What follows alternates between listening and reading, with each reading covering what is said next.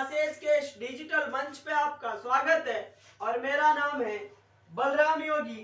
तो जैसा कि पिछली क्लास में मैंने आपको राजस्थान के भौतिक डिवाइडेशन के संदर्भ में जो अरावली पर्वतमाला थी उसके बारे में बताया था और मैंने आपको यह भी बताया था कि अरावली पर्वतमाला से कौन कौन सी नदियां निकलती है और अरावली पर्वतमाला की ऊंची चोटियां कौन कौन सी है। इसके अलावा मैंने आपको बताया था कि ये जो अरावली पर्वतमाला है इसका बनावट की दृष्टि से कितने भागों में डिवाइडेशन किया गया है। तो आज अपन उसी श्रृंखला में आगे की चर्चा करते हुए आज पढ़ेंगे अरावली पर्वतमाला के विस्तार के बारे में। अरावली का विस्तार अक्षांशों की और देशांतरों की दृष्टि से कितना है। तो आज के अपने इस सेशन की अपन शुरुआत करते हैं। आप लोग ज्यादा से ज्यादा इस चैनल को सब्सक्राइब करें और अपने दोस्तों के साथ में शेयर करें। तो आज का जो टॉपिक है उसका नाम है अरावली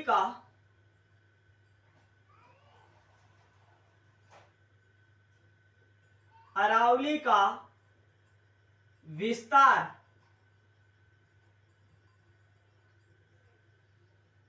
जो अरावली पर्वतमाला है इसका विस्तार, तो विस्तार को अपन दो रूपों में देख सकते हैं। एक तो बात करें अपन अक्षांश की दृष्टि से,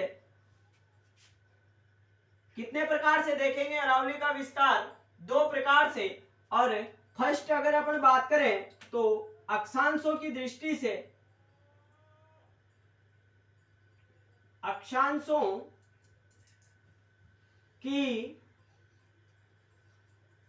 दृष्टि से, और दूसरा किसके रूप में देख सकते हैं अपन? देशांतरों की दृष्टि से। देशांतरों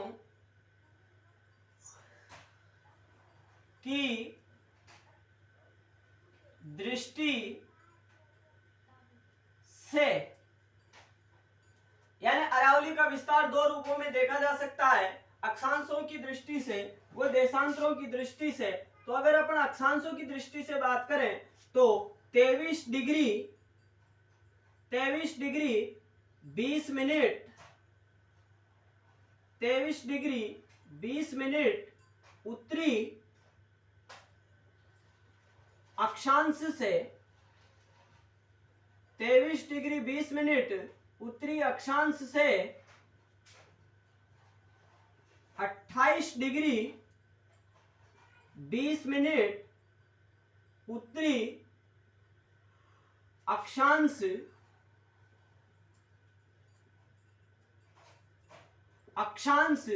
के मध्य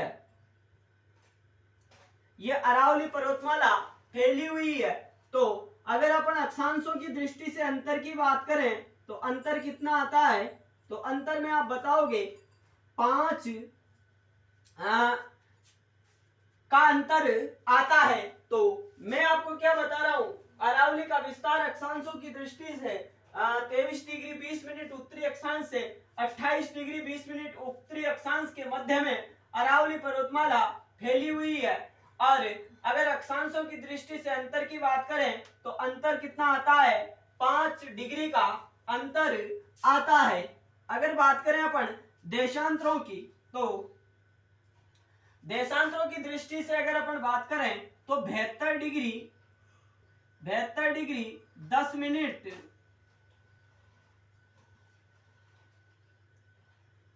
पूर्वी देशांतर से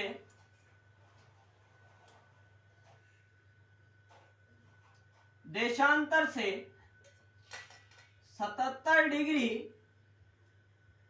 50 मिनट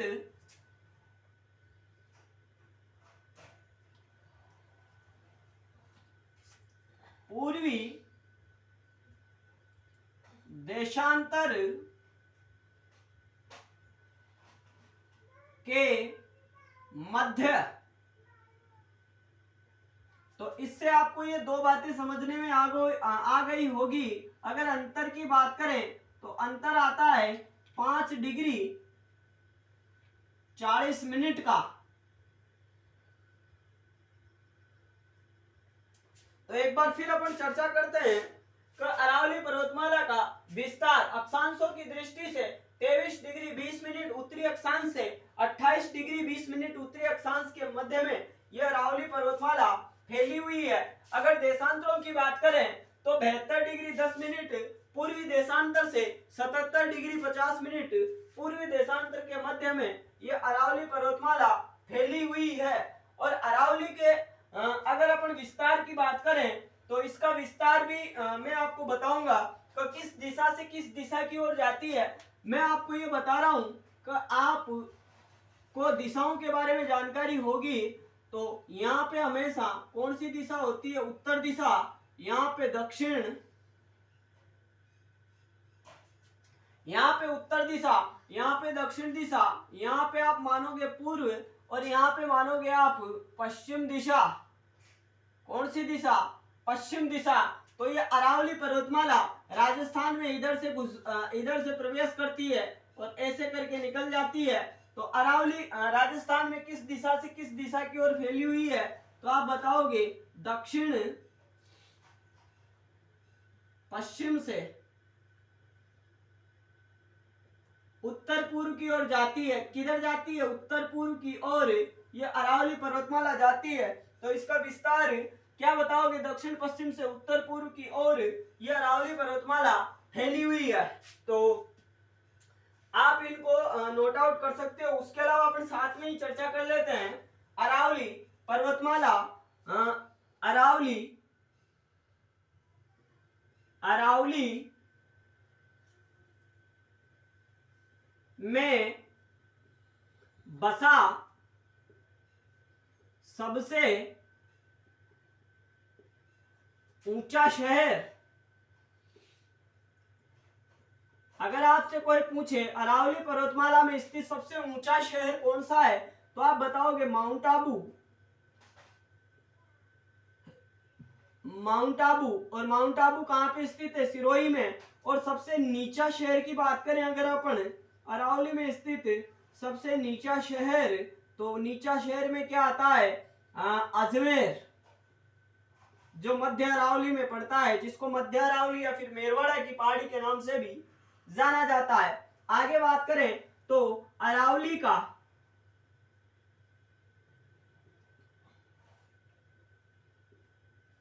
सर्वाधिक विस्तार, सबसे ज्यादा कहां पे अरावली का विस्तार है? तो आप बताओगे उदयपुर में। या उदयपुर में आप ये भी लिख सकते हो कि उदयपुर में अरावली पर्वतमाला सबसे ज्यादा चौड़ी है। अगर न्यूनतम विस्तार की बात करें, न्यूनतम विस्तार, तो ये न्यूनतम विस्तार अपन को कहां पे देखने को मिलता है? अजमेर में। तो अरावली में बसा सबसे ऊंचा शहर माउंट आबू सिरोही और अरावली में बसा सबसे नीचा शहर अजमेर माना जाता है। जबकि अगर अपन बात करें अरावली का सर्वाधिक विस्तार उदयपुर जिले में है, जबकि अगर अरावली के न्यूनतम विस्तार की बात करें तो वो कौन से जिले में है? अजमेर जिले में। तो अब आप इसको नोट आउट कर सकते हो। अरावली दक्षिण पश्चिम से उत्तर पूर्व की तरफ अपने राजस्थान में जाती है।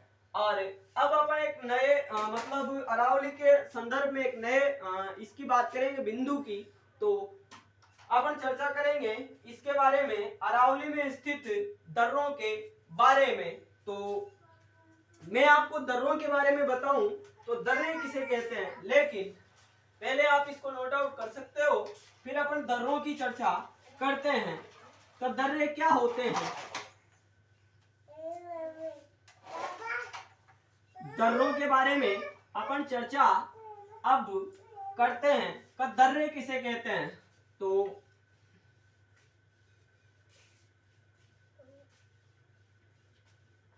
अपन अरावली के संदर्भ में दर्रों की बात करें तो दर्रे किसे कहते हैं? तो पर्वत व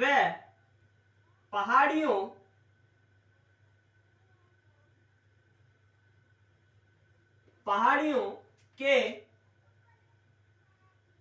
मध्य गेप ही, पर्वत व पहाड़ियों के मध्य गेप ही क्या कहलाता है? दर्रे कहलाता है। पर्वत व पहाड़ियों के मध्य गेप ही दर्रे कहलाता है। अगर अपन बात करें दर्रों की तो ये संकीर्ण यानी संकरे, संकीर्ण व तंग होते हैं। और उसके अलावा बात करें तो आदिवासी लोग इनको क्या कहते हैं, यह भी मैं आपको साथ में बता देता हूं। आदिवासी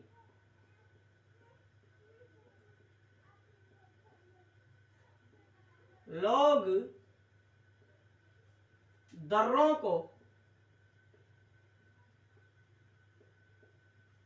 नाल कहते हैं, नाल कहते हैं। तो दर्रों के बारे में अब आपको समझने में आ गया होगा। दर्रे पर्वत व पहाड़ियों के मध्य गेप ही क्या कहलाता है? दर्रे कहलाता है। ये संकीर्ण होते हैं और तंग होते हैं। और आदिवासी लोग दर्रों को क्या कहते हैं? नाल कहते हैं। तो अब कौन कौन से जिलों में कौन कौन से दर्रे पड़ते हैं उनकी भी अपन चर्चा करते हैं। तो जो भी अपने एग्जाम में इंपॉर्टेंट है अपन उन्हीं की चर्चा करेंगे। जैसे पहले बात करें अपन उदयपुर जिले की। उदयपुर, तो उदयपुर में एक तो पड़ता है केवड़ा की नाल, केवड़ा की नाल, और दूसरा पड़ता है फुलवारी,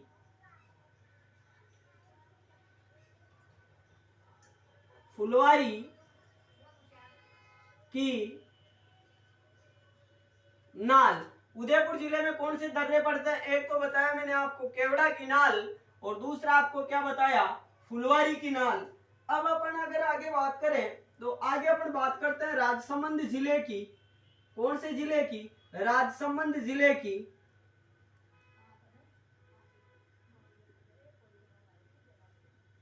राजसमंद की, तो राजसमंद में आप क्या बताओगे? गोराम घाट दर्रा,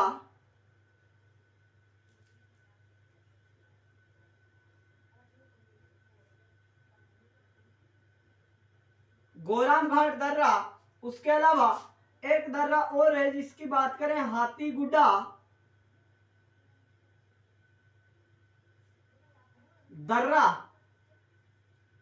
आगे एक दर्रा और आता है, बात करें सोमेश्वर दर्रे की, सोमेश्वर दर्रा। उसके अलावा कमली घाट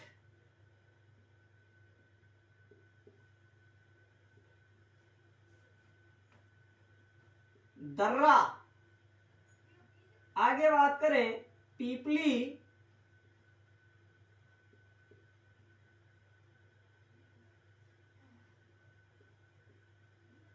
कमली घाट दर्रा, पीपली घाट दर्रा। उसके अलावा एक आता है हल्दी घाटी दर्रा।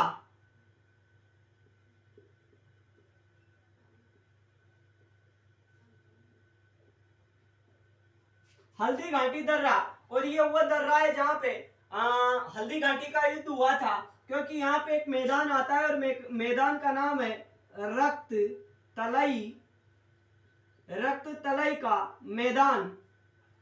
और इस मैदान में एक गांव पड़ता है और गांव का नाम है लोसिंगा, लोसिंगा गांव। और इसी लोसिंगा गांव में यह हल्दी घाटी का युद्ध हुआ था। तो राजसमंद में गोराम घाट दर्रा, हाथीगुड्डा दर्रा। इसकी अगर विशेषता की बात करें हाथीगुड्डा, तो यह कुंभलगढ़ जाने का रास्ता प्रदान करता है। सोमेश्वर दर्रे की बात करें तो यह सब अरावली का सबसे संकीर्ण दर्रा है। कैसा दर्रा है? संकीर्ण दर्रा है। अरावली का कैसा दर्रा है? संकीर्ण दर्रा है। तो राजसमंद में गोराम घाट, हाथीगुड्डा, सोमेश्वर दर्रा, कमली घाट, पीपली घाट और उसके अलावा कौन सा दर्रा, हल्दी घाटी दर्रा। अगर अपन आगे बात करें तो आगे बात करेंगे अपन पाली की। पाली,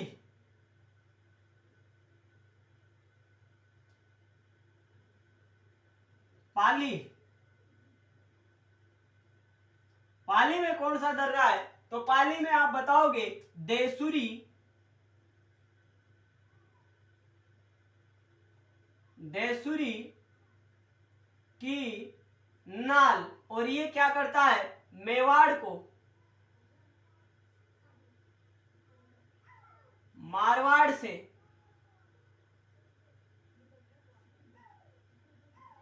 जोड़ता है।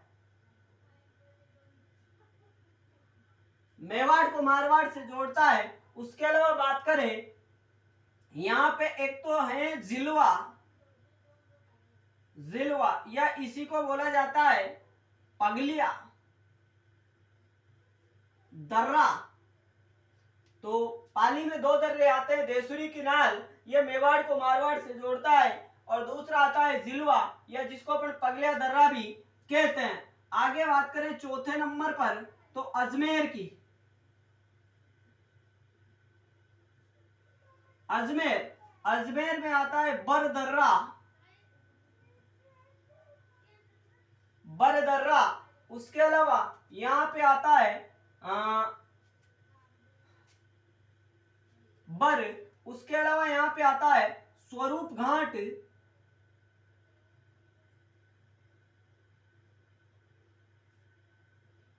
दर्रा।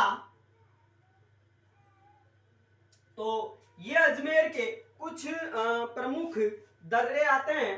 तो अजमेर में मैंने बर दर्रा बताया, स्वरूप घाट बताया, उसके अलावा एक दर्रा और आता है श्योपुर दर्रा।